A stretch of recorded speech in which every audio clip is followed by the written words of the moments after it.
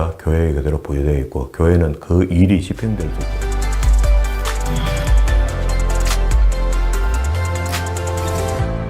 오늘도 하나님께서 저와 여러분을 주시는 말씀은 마태복음 8장 14절 이하의 말씀을 통하여 예수님의 기적과 치유를 보라 하신다는 말씀의 제목으로 하나님의 말씀이 전거될 때에 하나님의 목적, 하나님의 계획, 하나님의 뜻이 잘 들려져서 그 말씀에 순종할 때 주시는 참복을 마음껏 누리시는 저와 여러분 되기를 주의 이름으로 축원합니다. 지난 시간부터 8장부터 이어지는 이야기인데요. 예수님의 마태복음 속에 예수님의 설교가 4번의 설교가 있는데 첫 번째 설교가 산상설교니까 7장까지 맞춰졌고요. 그리고 8장과 그리고 또 뒤에 두 번째 설교가 12제자를 파송하는 설교가 12장 5절부터 있거든요. 그럼 12장 5절까지 가기 전에 8장부터 12장 5절까지 무슨 내용이 있는가? 그 이야기를 지금 우리 보고 있는 거죠. 그리고 지난 시간에 문둥병 치유하는 사역을 보셨고요. 그리고 또 5절에 백부장의 하인, 중풍병 걸린 하인을 치료해달라고 찾아온 백부장을 봤잖아요. 만났거든. 그리고 오늘 세 번째 14절부터 베드로 장모가 열병으로 누워있는 것을 고치고 그와 함께 있는 많은 병자들을 고쳤다 하는 그런 이야기입니다. 그러니까 예수님의 공생의 사역 속에 이적과 기적과 또 여러 가지 비유, 그 모든 일을 이야기하실 때는 비유 아니면 안 했습니다. 거의 다 비유로 했어요. 그리고 치유하는 일, 이런 일들은 거의 또 보면은 구약에 있었던 말씀들을 예수님께서 오셔서 성취시키는 겁니다. 여기도 지금 17절에도 이는 선지자 이사야로 하신 말씀에 우리 연약한 것을 친히 담당하시고 누가 오신 그리스도께서 성육신에서 직접 오셔서 오늘 우리에게 그걸 보여준 겁니다. 그러면 이게 이제 이사야 53장 4절에 보면은 53장 한 거 봅시다. 이사야서 53장에 보면은요, 이 말씀이 있다고요. 기록됐고, 기록된 말씀이 성취된단 말이죠. 이 이사야, 요 이야기를 전체 할래 때, 이사야 선지자가 54장 13절부터 메시아의 고난에 대한 이야기를 쭉 해내려와요. 52장 13절부터. 그러니까 53장이 넘어가는 거죠. 53장이 사실 13절 위에 올라가면 장이 좀 맞습니다. 그죠? 그래서 전체가 메시아의 어떤 고난을 이야기하는데 53장 2절 그는 주 앞에서 자라나기를 연한 숨 같고 마른 땅에서 나온 줄기 같아서 고운 모양도 없고 풍채도 없은즉 우리의 보기에 흠모할 만한 아름다운 것이 없도다. 그는 멸시를 받아서 사람에게 실어 버림바 되었으며 강고를 많이 겪었으며 질고를 아는 자라. 그게 지금 오지도 않았는데 오실 예수님이 이런 고난들을 다 받을 것이다 라고 이야기하는 겁니다. 그래서 마치 사람들에게 얼굴을 가리우고 보지 않음을 받는 자 같아서 멸시를 당하였고 우리도 그를 귀히 여기지 아니하였도다. 4절입니다. 그는 실로 우리의 질고를 지고 우리의 슬픔을 당하였거늘 우리는 생각하기를 그는 징벌을 받아서 하나님에게 맞으며 고난을 당한다 하였노라. 지금 현재 우리 보고 있는 말씀으로 본다면은 이사야 선지자의 글이 이제 전기 이사야, 후기 이사야 이렇게 보거든요. 그럼 이제 40장까지, 39장까지가 전기 이사야, 본 이사야가 히스기야 왕 시대에 기록한 거 맞아요. 그런데 뒤에 보면은요, 귀한 공동체가 바벨론의 포로로 잡혀갔다가 이미 돌아올 때쯤 돼서 기록된 것 같이 하여 그렇게 보여요. 그렇게 신학자들이 그렇게 봅니다. 그러면 다시 이사야서 1장부터 39장까지는 전기 이사야 이렇게 되고 시대적 배경이요. 히스기야 왕 때니까 남왕국의 멸망 아주 되기 완전 전입니다. 그리고 난 뒤에 40장부터 66장까지 안에 있는 이야기가 이제 그 바벨론의 포로로 잡혀갔다가 돌아올 입세, 돌아올 때쯤에 학자들은 그렇게 이야기합니다. 히스기야 제자들 중에 누군가가 글을 썼겠다. 그렇게 이제 귀한 공동체들의 이야기를 하고 있으니까 바벨론에 잡혀가지도 않았는데 어떻게 돌아온다 이야기를 합니까? 이제 잡혀갔다라는 이야기도 하거든요. 잡혀간 적이 없는 잡혀갔다 하거든요. 이런 것들을 근거로 해서 그냥 그 당시에 그리겠다. 바벨론에 포로 잡혀갔다가 돌아오는 당시다. 이렇게 이야기하거든. 그렇게 된다면은 이제 한 600년 전이나 예수님 오시기 전에 이렇게 다 예언된 말씀입니다. 그러니까 오시기도 전에 이미 그는 이런 모습으로 와서 이 땅에서 고난받는다 했거든요. 그게 예수님께서 오셔서 하실 일이 고난받아 십자가에 못 박혀 돌아가시면서 인간들에게 멸시를 당하고 별 볼 일 없는 사람으로 취급당하는 게 맞아요. 실제 그렇게 당했거든요. 당했는데 그게 전부 다 왜 그렇게 하느냐. 구약에서 하나님께서 하신 말씀을 기록하게 하셨고 기록하게 하신 말씀을 신약시대에 이루시는 분이기 때문에 그래요. 100% 이루어졌기 때문에 우리는 그분을 신뢰하는 겁니다. 그래서 그분이 오셔서 십자가에 못 박혀 돌아가시고 내가 죽어야 된다. 그리고 또 죽어야만이 죽음에서 이기는 것을 보여줄 수가 있고 부활하는 것.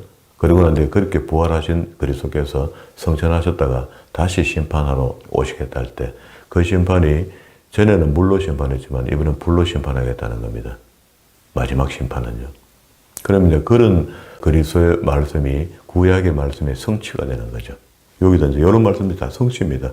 그러니까 예수님께서 병 하나 치료하는 게 문제가 아니고 본인이 100% 인간의 몸으로 성육신에서 오셨잖아요. 그게 성령으로 잉태하여 오셨으니까. 그러니까 100% 인간으로 오셨는데 인간의 고통을 다 안다는 겁니다. 여기 오늘 이사야 말씀을 보면은요. 고운 모양도 없고 풍채도 없은즉 우리의 보기에 허무할 아름다운 것이 아무것도 없다. 그는 어떻게 멸시를 받아서 사람에게 싫어 버림받았으며 간고를 많이 겪었으며 질고를 아는 자라. 당해봤으니까 알겠죠. 구약에서 예언되었고 신약에도 직접 오셔서 30년 동안 목수의 아들로 살았으면 그때도 뭐 볼 편안했겠습니까? 공생애가 시작되는 것은 구약의 성경에 보면은 사사들이 하나님의 종들이 사역을 시작할 때가 평균적으로 봤을 때 30살이거든요. 30 정도 되면은 자기 어떤 행로를 우리 정해 가잖아요. 우리 동양에도 격언 속에 그런 말이 있어요. 30입지라는 말이 있어요. 사람이 자라나서 성장기가 길잖아요, 사람은. 송아지는 뭐 태어나자마자 걷잖아요. 사람은 걷는데도 몇 년 걸리잖아요. 이게 성장기가 길어지면서 학식을 배워야 됩니다. 사람이 사람 되려면은 상당 기간 바른 교훈을 받아야 돼요. 그리고 예수로 거듭났다는 것은 젖먹는 아이부터 성장하는 데까지 가잖아요. 그러기에 어린아이와 같은 식물을 먹는 행편에서 영적으로 성장한 신앙인까지 가는데 그것도 시간이 좀 걸리는 거죠.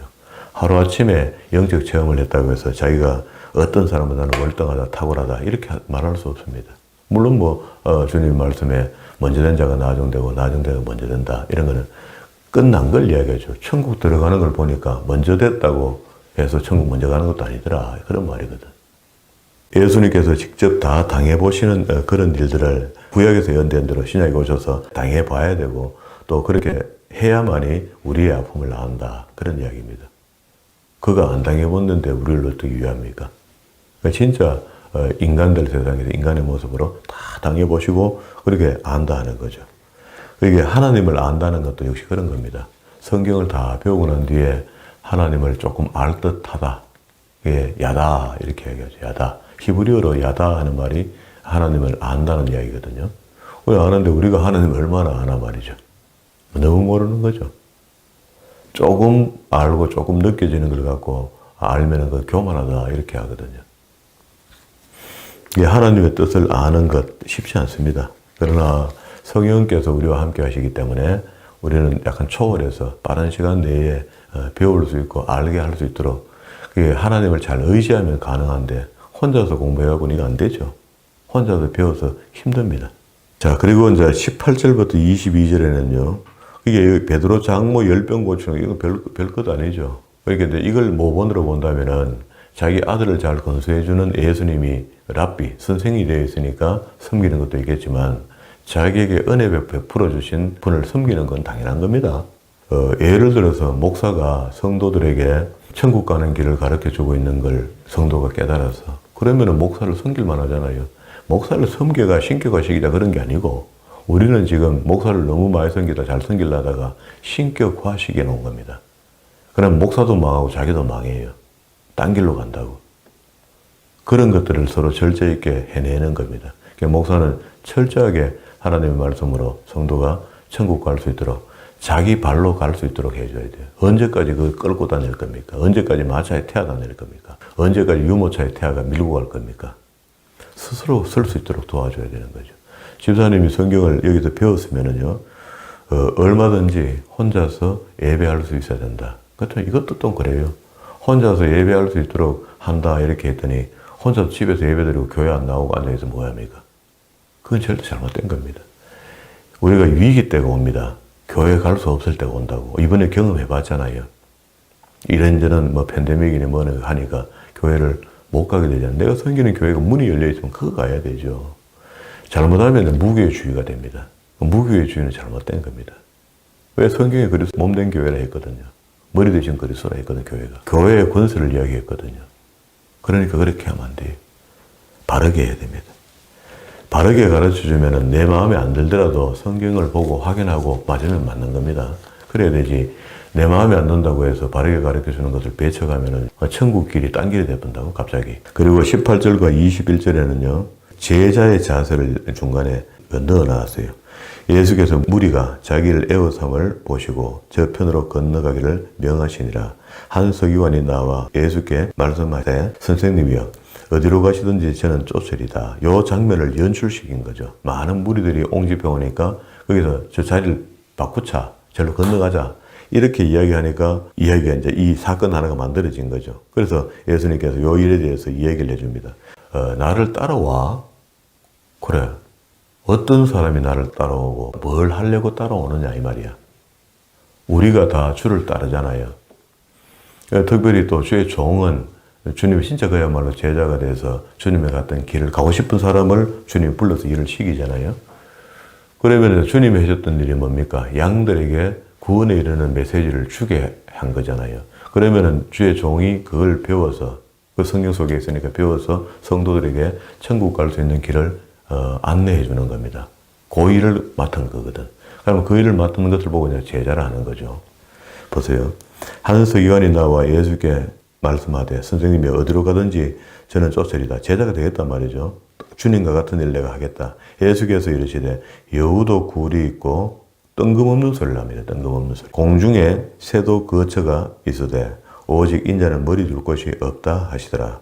지금 한 사람이 당신의 제자가 되어서 난 당신이 하는 일을 나도 하겠다는 의도로 따르겠다. 이렇게 하니까 그래 나를 따르라. 이렇게 해야 되는데 아니고 전혀 다른 주님이 딴 말 할 택이 없죠. 의미 있는 말을 한 거죠. 제자 중에 또 하나가 가로되 주여 나로 먼저 가서 내 부친을 장사하게 허락하소서 하니까 예수께서 가라사대 죽은 자들로 저희 죽은 자들을 장사하게 하고 너는 나를 쫓아라 하시니 자, 요 사람에게는 요런 말이 있고 요 사람에게는 여우도 굴이 있고 공중에 새도 거처가 있어되 오직 인자는 머리 둘 곳이 없다. 이 두 가지를 이야기했습니다. 자, 하나는 사적인 부분들을 사역과 연결시키지 말라는 겁니다. 어떤 면에서는 가족보다도 양을 더 소중히 쳐라. 그죠? 그런 말이 되겠고 제자가 된다는 것은 다시 또 하나는 주님처럼 거러지로 살아야 된다. 주님이 공생의 30년을 아까 이야기할 때 시작할 때 유대인들의 시작은요 30년 정도의 나이 때부터 공적 사역을 시작할 수 있거든요. 그게 아까 30입지라는 이야기를 했잖아요. 그러니까 사람이 철이 들어서 어느 정도 자라서 자기 어떤 삶의 방향을 잡고 갈 수 있는 나이가 한 30으로 본다는 겁니다. 그러니까 이제 그때부터 사사로 서임받고 공무원으로 서임받고 주님은 하나님 원하신 공생애를 시작하신 거죠.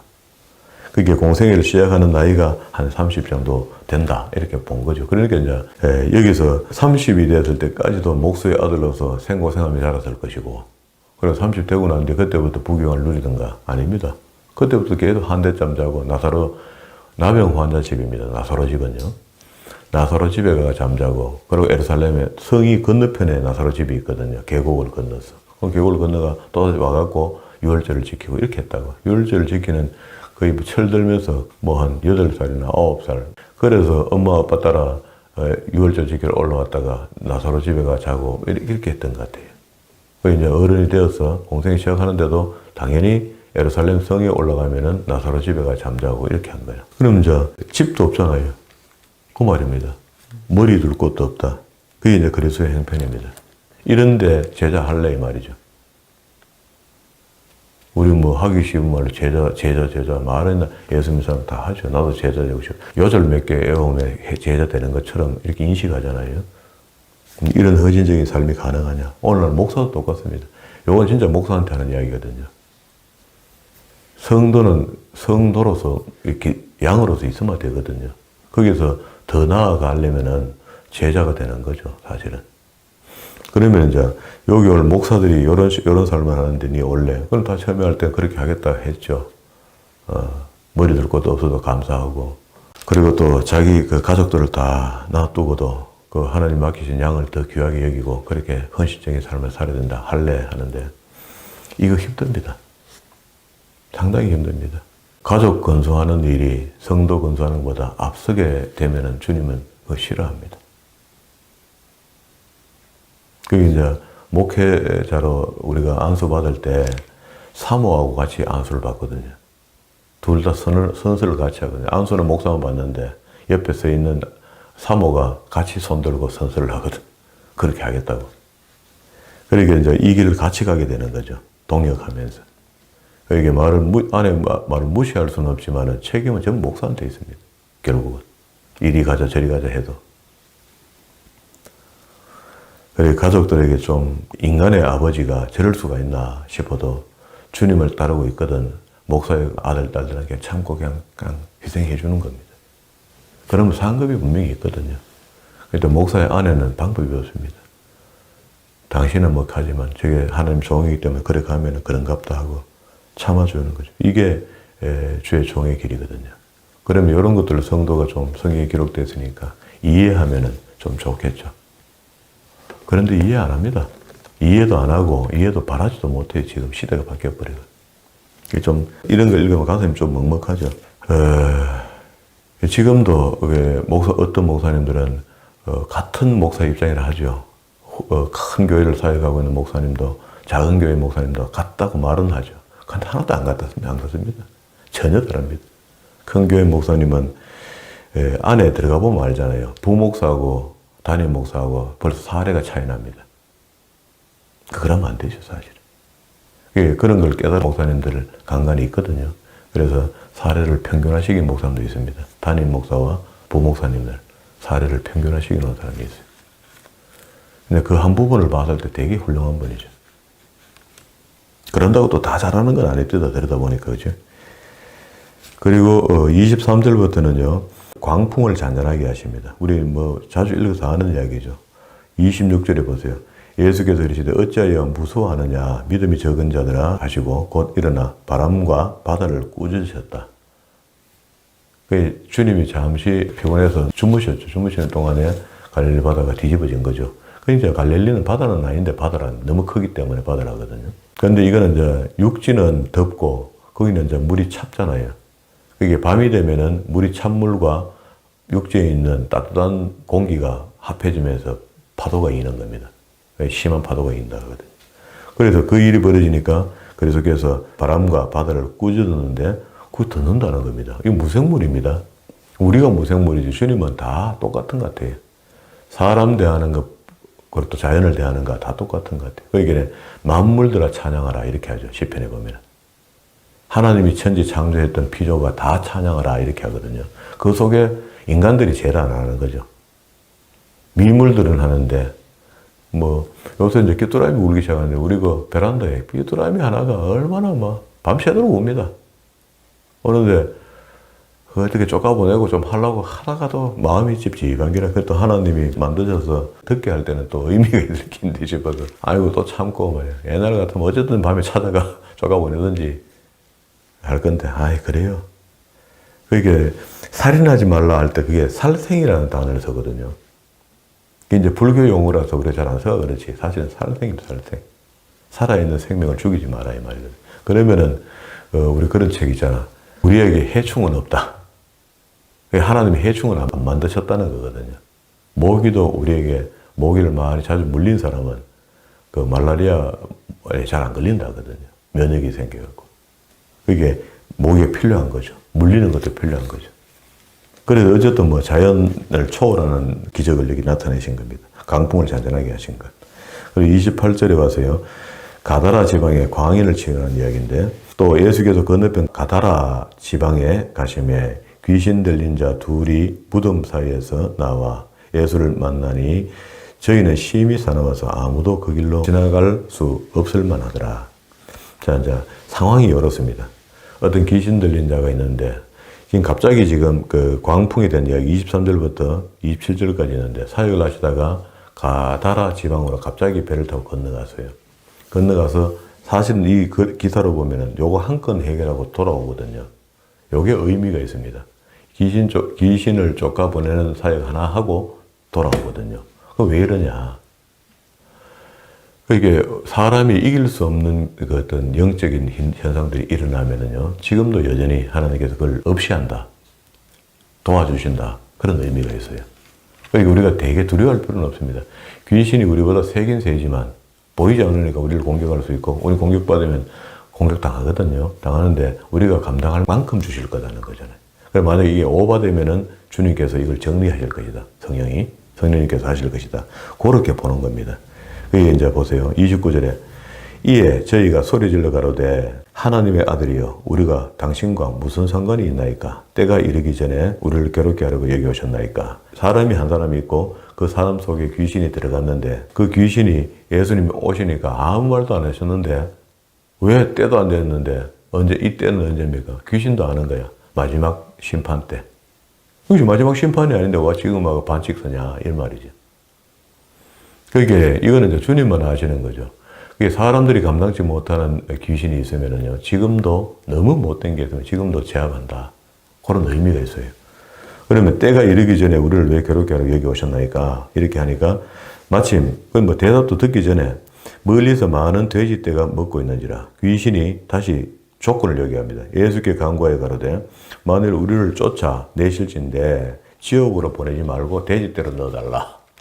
막 지옥으로 말은 넘지만은 요구가 있을 거 아닙니까? 지금 현재 여기 가야 될 길은 빤하게 지옥 가야 되는데 그럼 지금 때도 아닌데 미리 우리를 쫓아 보내는 건 잘못된 거 아니냐 당신이. 그러니까 지금 하루도 가면 돼지떼로 좀 보내도 그럼 보내자. 돼지떼에 들여보내소서 한데 저희들은 두 말 없습니다. 마귀하고 뭐 긴 이야기 안 하고 그냥 가. 이렇게 이야기하니까 돼지떼에 들어갔는데 돼지가 스스로 움직여서 바다에 갈릴리 호수에 다 떨어져서 죽어버렸다는 거라. 그러면 이제 이 귀신들이 무지개로 갔느냐 말이죠. 우리 알 수 없잖아요. 그 짐승 속에도 들어갈 수 있고 사람 속에도 들어갈 수 있고 이걸 이제 알게 된 겁니다. 어디든지 움직이는 뭐에 들어가야 되는 거라. 그거 들어가 있어야 되는데 사람 속에 들어가 있던 게 다 나와서 돼지떼 속에 들어갔다가 돼지떼가 몰사해 버리게. 그런 상황이고 그걸 이야기하는 겁니다. 돼지떼에게 들어가는지라 온 떼가 비탈로 내려달려 바다에 들어가서 물에서 몰사하거늘 치던 자들이 달아나 시내에 들어가 이 모든 일과 귀신 들린 자의 일을 고하니 온 시내가 예수를 만나려고 나아가서 보고 그 지방에서 떠나기를 강구했다. 이거 그러면 이런 능력자가 있으면 우리 동네에 이런 어려운 사람들 다 좀 치료하시고 가십시오. 이렇게 하든지 애를 표시해야 되는데 떠나주세요. 골치 아픕니다. 이렇게 나옵니다. 그래서 우리가 이제 의외의 대접을 받는 거죠. 주님은 실컷 일하시고 요거도 먹고 설교하면 나와 돌로 칠래하고 이런 거거든요.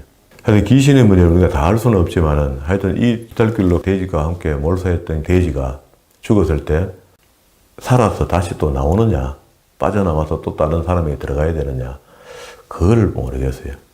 알 수가 없잖아요. 그러면 주님이 하신 일이 마땅한 일을 하실 것인데, 사람 속에 들어가 있던 귀신이 어떤 짐승이나 이런 쪽에 들어가면은 짐승이 죽어버리고 막 같이 죽는 것으로 봐도 좋겠죠. 일부는. 죽고, 그렇게 이제 짐승 같은 데 들어가기보다는 사람한테 들어가서 안전하게 있는 거라. 근데 놀랍게도 사람한테 들어갔던 것은 이 사람이 들어갔던 것이 이 사람에게 옮길 수 있습니다. 그거는 이제 확인되잖아요. 가문에 보면은 꼭 성격이 비슷한 형태의 한 사람이 죽었는데 이 사람 속의 성격이 내부, 가족들만 알 수 있는 성품, 이런 것들이 또 다른 아들에게, 아니면 며느리에게 이렇게 내려가요. 그러면 이제 처음에 그 사람 속에 들어있는 귀신의 나타남이 그렇게 나타났다면 귀신은 아닌가 알 수는 없는데 하여튼 그런 버릇이 있어. 그런 버릇이 밑에 아들들에게 나타난다고. 이상한 버릇이. 그게 이상한 버릇이라고 보고 보니까 그게 귀신이었어. 그러면 앞에 것도 귀신이고 귀신이 이 사람이 나이가 돼서 아무 별 사고 안 치고 죽었어. 죽었는데 빠져나가서 일로 들어가는 겁니다. 그래서 우리 초상집에 갔을 때 너무 탄식하고 울고 이렇게 하면 안 돼요. 영혼을 막 풀어놓고 입을 벌려놓고 호나 내한테 오나 도롱나 할 식으로 막 가음 지르고 막 울부짖고 이래 보면요. 그게 초혼이 됩니다. 초혼. 귀신을 부르는 걸 초혼이라 하잖아요. 초혼이 돼서 그 영이 내한테 들어올 수가 있어요. 그게 아주 주의해야 됩니다. 죽음을 슬프긴 슬퍼할 수 없는 게 죽음 아닙니까? 우리 기독교인들에게는. 믿는 자가 죽었으면 감사해야 되고 웃어야 되고 사실 기뻐야 되고, 믿지 않는 자가 죽었으면 우리 애통해하는 것이 딴 게 아니고 천국 못 가서 이게 안 됐다 이렇게 보는 거죠. 근데 거기다가 세상 사람처럼 하늘 품고 기도하듯이 아이고 내 아들아 네가 와이카노 하고 막 이름을 부르고 막 이러잖아요. 그러면 귀신이 들어옵니다. 귀신. 그 아들 닮은 귀신이 들어요. 9장 1절입니다. 예수께서 배에 오르사 건너가본 동네에 이르시니 침상에 누운 중풍병자를 사람들이 데리고 오거늘 예수께서 저희의 믿음을 보시고 중풍병자에게 이르시되 소자야 안심하라 내 죄 사함을 받았느니라. 요거는 이제 병과 죄에 대한 연결고리를 이야기합니다. 소자야 안심하라 내 죄 사함을 받았느니라. 어떤 서기관들이 속으로 이르되 이 사람은 참남하다. 반응이 이렇게 나온 겁니다. 서기관 이렇게 하면 성경을 필사하는 사람들이거든요. 그런데 성경을 필사하니까 되게 성경을 많이 압니다. 아는데 자신이 자꾸 하나님처럼 행동하는 한 사람이 나타나서 그 이야기하기를 기적을 나타내는 그거는 참 신기한데 그 조사 한번 해봐야 되겠는데 싶어도요. 여기 지금 하는 말이 소자야 안심하라 내 죄 사함을 받았느니라 이렇게 할 때 죄를 사하는 것은 하나님이지 네가 아니다 이 말이고 사람이 아니거다 이 말이거든요. 그 말을 이제 맞닥뜨려서 이야기하니까 어떤 서기관들 속에서 이 일은 참남하다. 참남하다는 말은요. 예수님께서 십자가에 못 박혀 돌아가실 때 죄가 참남하다는 죄입니다. 하나님을 우습게 생각한 죄 그겁니다. 자기가 하나님이라니까. 그게 참남한 죄거든요. 그렇게 이제 이 마음이 나온 거야. 그래서 이걸 예수님께 또 같이 있는 무리 속에 있으니까 알죠. 아, 저것들이 이런 생각을 하고 있구나 하고 아는 겁니다. 예수께서 그 생각을 아시고 가라사대 너희가 어찌하여 마음에 악한 생각을 하느냐.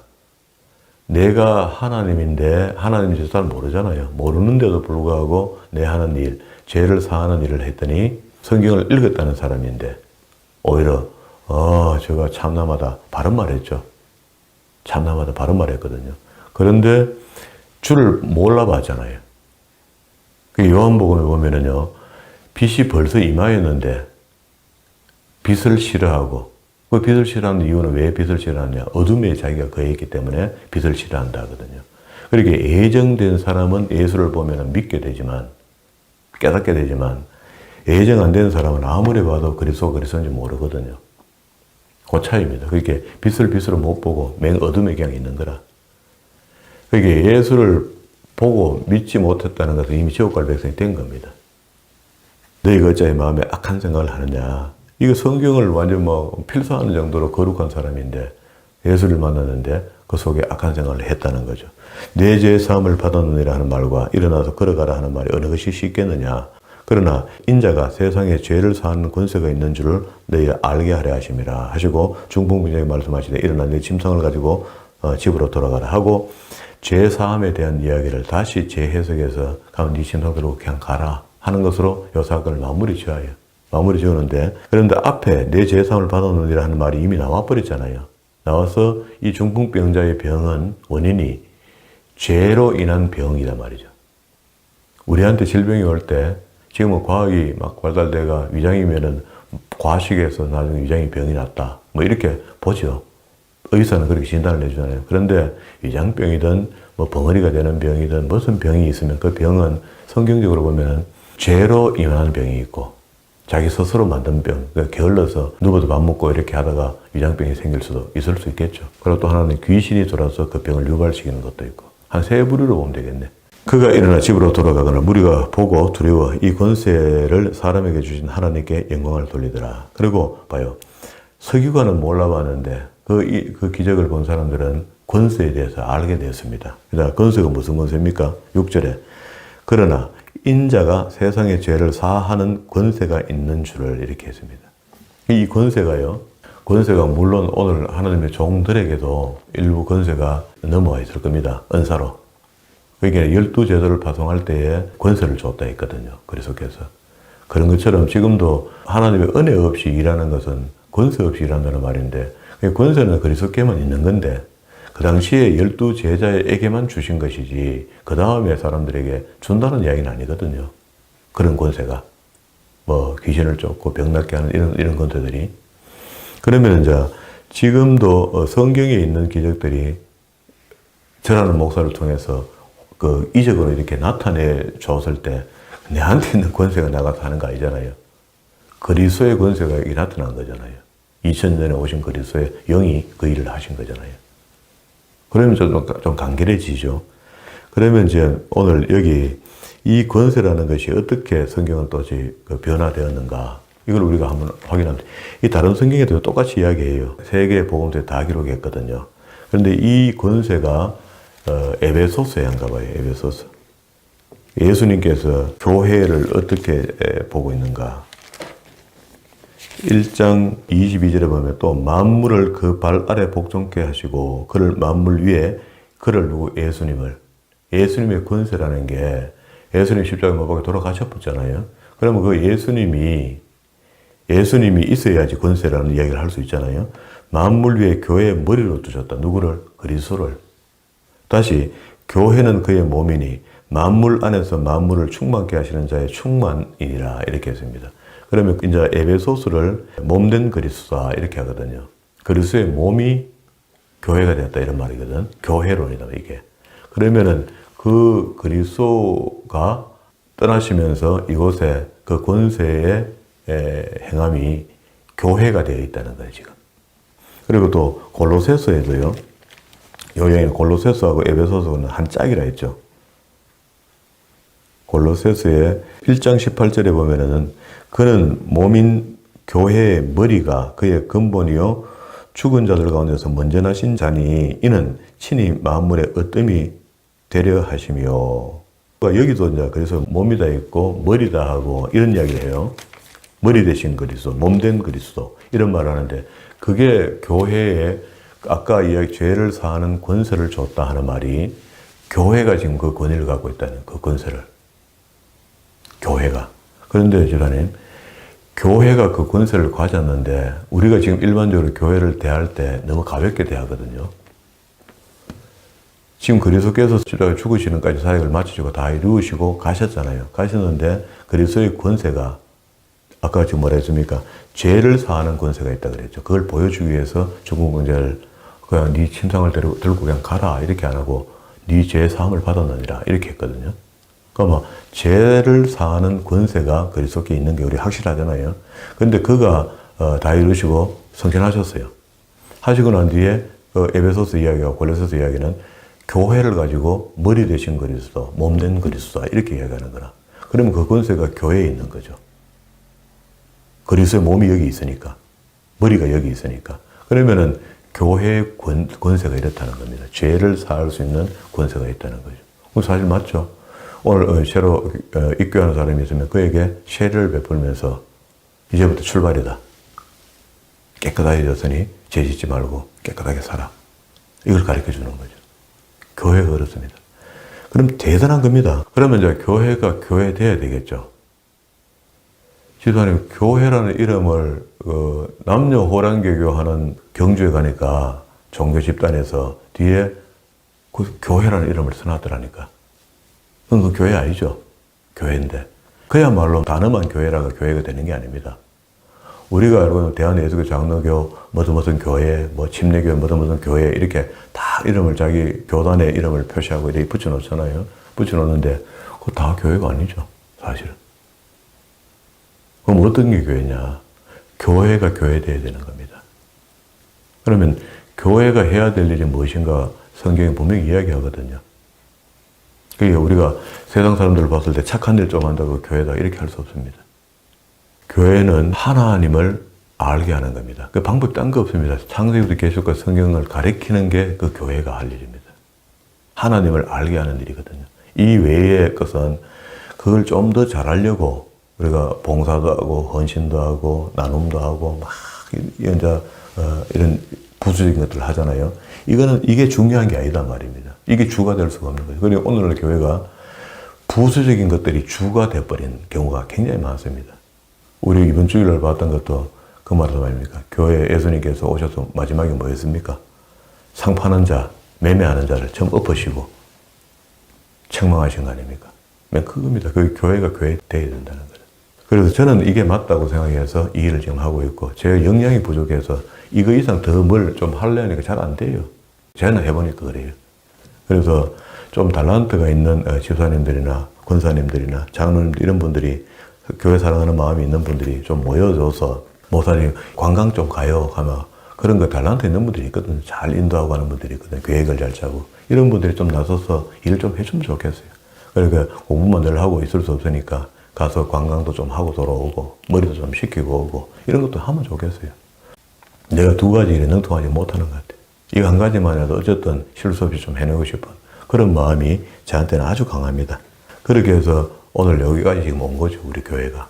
그래서 이제 이 말씀이 그러나 인자가 세상에 죄를 사하는 권세가 있는 줄을 너희로 알게 했다 할 때 그 권세가 교회에 그대로 부여되어 있고 교회는 그 일이 집행될 수 있도록 그렇게 해야 되는 거죠. 무엇보다 중요한 게 이겁니다. 교회가 교회 된다는 것은 성도로 하여금 천국 보내는 일입니다. 죄를 사면시켜주고 천국 보내는 거거든요. 그래도 내가 하는 건 아닙니다. 내가 위임받은 분량만큼 하는 거죠. 그런 안목이 열리고 난 뒤에 돌이켜서 보면은 우리 교회가 꽤 잘못된 길을 가는 것 같다는 느낌이 있는 거죠. 그래서 이걸 뭐 부정적으로 한다, 긍정적으로 한다 이런 개념을 버려두고도 봐도 그래요. 성경적으로 봐도 그래요. 그러니까 이거라도 바로 하자. 제 결론은 그런 겁니다. 어쩔 수 없이 내 역량이 요거밖에 안 되니까 이거라도 열심히 하자. 그렇게 이 생각을 가진 사람이 그래도 있을 거 아닙니까? 교회 와서 뭐 관광도 좀 해야 되고 함께 나눔도 해야 되고 이런 것들을 많이 하고 싶어 하는 사람도 있고, 그러나 그 사람들한테 먼저 해야 될 것이 이것이라는 것을 내가 깨달았으니까 난 이걸 중요시하는 거죠. 달란트가 저한테 이런 게 먼저 있는 거죠. 그런 부분들에 대해서 고민을 조금 했습니다. 오늘 여기까지 말씀을 마칠게요. 9장 8절까지. 교회 기능을 지금도 주님께서는 교회가 교회 되기를 바라고 계시는 거 맞습니다. 제가 하는 게 다 맞다, 이렇게 해야 된다, 이렇게 말씀드릴 수는 없지만, 그래도 적어도 교회가 교회 할 일을 하고 있을 때에 추가적으로 이런저런 이것들을 붙여서 살찌워서 달란트를 넓혀서 그렇게 하면 더 좋겠다는 생각이 제 생각입니다. 그리고 이거는 변하지 않을 것 같아요. 주님 오시는 날까지. 제 사역에서는 이게 제가 가질 것인 것 같아요. 모르죠. 원래 열심히 해봤더니 성경은 아예 막 확실히 내 머릿속에 다 돌아버렸고 끝이 났고, 그리고 난 뒤에 이제 교회 세를 좀 불리는 일에 집중해야 되겠다 하고 오직 사람 모든 일에 또 전념을 다할 수 있을 수 있습니다. 사람 일은 모르니까. 그러나 먼저 교회가 교회되고 말씀이 말씀된다. 바른 말씀을 가리키는 것은요, 목사에게도 똑같고 성도에게도 똑같습니다. 사단은 하나님의 말씀이 성도에게 주어져도요, 인해 따라다니면 지우로 따라옵니다. 머릿속에 들어갔던 진리의 말씀을 다 지워버려요. 그리고 또 목사도 그런 것 같아요. 하나님의 말씀을 깨닫고 이 말씀들을 설교하고 했는데 그게 사단이 와서 언제 그랬노 하듯이 다 지워버리는 거다. 그 맨날 처절한 싸움입니다. 그래서 끝까지 하나님의 말씀을 연구하고 또 새로운 영적 은혜를 캐내서 그 말씀을 성도들에게 공급할 의무가 목사에게 있는 거죠. 이런 목회가 이어지는 그곳에 있는 성도들이 영이 매일같이 튼튼하고 살아있어서 하나님의 일꾼으로 또 하나님을 참여하는 백성으로 조금 더 부족함이 없게 하는 그런 믿음의 일들이 우리 교회를 통해 계속 일어나기를 주의 이름으로 축원합니다.